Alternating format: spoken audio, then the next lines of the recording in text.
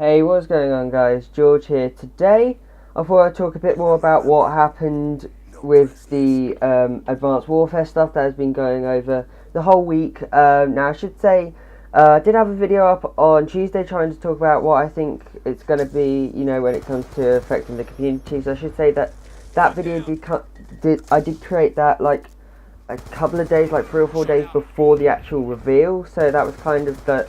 I kind of just went on, what we saw from, sneak peeks and little, teaser things that we'd already, had seen. And now, since we've actually seen some of the actual multiplayer, some more of it, I think I can try and give a proper, assumption to it. So, to be perfectly honest, I think that it's going to be really good.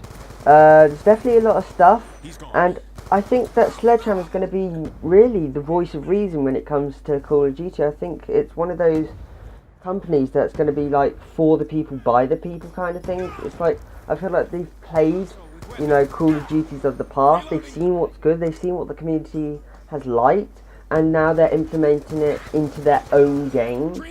So, to start off with, I kind of like the idea of their Pick 13 system. It kind of goes along with the Pick 10 system from Black Ops 2, but they kind of like added in what, Infinity War tried to do with their career class since like MW3, where they tried to make it so that you put your score, they had kill streaks in MW3 and Ghost, but you put your score streaks in this game with your classes, so that kind of adds an extra bit to it, because one, it means then you can trade out, score streaks for extra attachments, extra wildcards, extra perks, that sort of thing. But then at the same time, with that whole idea of your score streaks with your classes, it means then that you can have one class that's set up primarily, as, team oriented, your classic UAV, counter UAV, and whatever the orbital VSAT Blackbird thing is going to be in the game. So you can kind of set it up towards that, and then have another car which is just all on offensive, so you can change on the next time you die or whatever.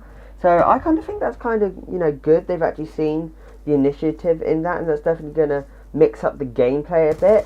And then we've also got some really interesting score streaks, ones that actually look really good. So they've made it so that you can have attachments for score streaks, which I don't really know, because I think before they should have done that, they should have sorted out the actual cost of the score streaks to start off with, before making it so you can make it so that you have extra stuff to it, and making it so it costs even more points, because I think that some of them are a bit overpriced.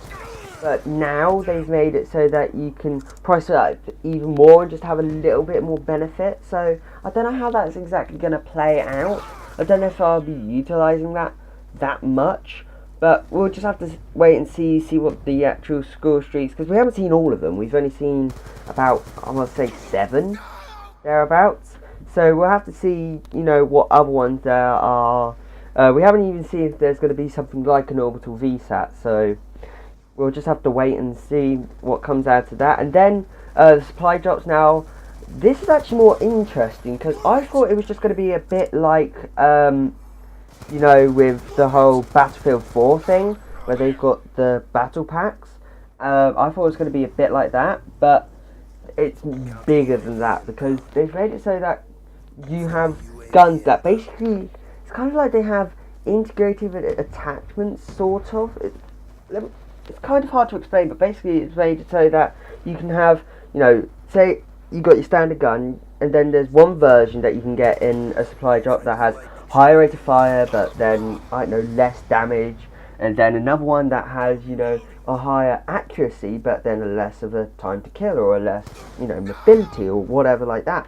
So it's kind of like it's got, attachments that are able to do that to start off with. So it's like it's got integrated attachments, that it kind of doesn't, because you can still put on attachments like you could with, say the honey badger and stuff from Ghost. So I think it would be a good idea. I don't know how it's going to play out for when it comes to something like competitive, because they'll probably make it so that you can only have the stock weapon and then have the attachments onto it, just to balance it out, because then it's kind of down to luck to the player if they got that specific variant of the weapon to make it so that, you know, it's better, you know, rate of fire, which might make it the best gun in the game, even though it's got less of an accuracy or whatever. So we'll just have to wait and see. But when it comes to public matches, I think it's going to be brilliant. It's just going to add that extra dynamic. And then, of course, we've got the exo abilities, which are kind of replacing, you know, tactical grenades, but in a good way. So you have the overclocked, that you can run for like quicker for a couple of seconds. And then you have trophy system, which works exactly like the trophy system back in like ever since like MW3. So, you know, that's good. So I think they're going to be really good for just all-round playing, and they're definitely balanced, because you can't use them after you've been you can't use them more than once in a life. So I think that's balanced. And holy shit, did I just get a knife kill for the final kill cam?